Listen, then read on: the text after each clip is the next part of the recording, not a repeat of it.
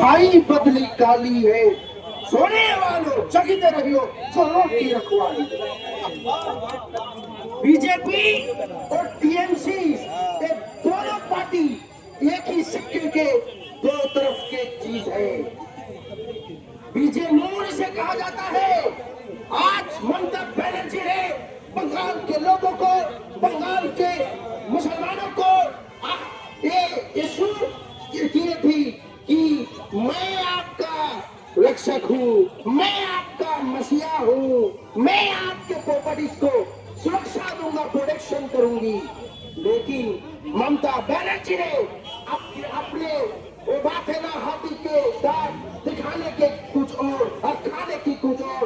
ममता बनर्जी ऐसे ही आरएसएस के एजेंट है जो दिखाने के कुछ और है, खाने के कुछ है। लेकिन बंगाल के लोग जान चुके हैं, बंगाल के मुसलमान जान चुके हैं कि ममता बनर्जी हम लोगों का नहीं है।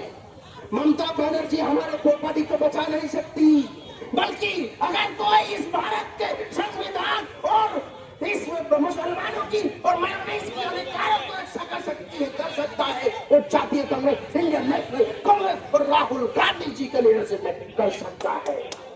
मैं अपील करना चाहूंगा कि शहीदुल्लाह मुंशी, तुम अपने बेटे की वकालत बढ़ाने के लिए मुतवल्ली को गुमराह कर रहे हो। तुम अपने बेटे की बिजनेस को चमकाने के लिए मुतवल्लियों को गुमराह कर रहे हो। लिख रहे हो कि कोर्ट में जाओ, लिख रहे हो कोर्ट में जाओ, वकील का पैसा तुम्हारा बाप देगा, वकील का पैसा तुम्हारा बाप देगा।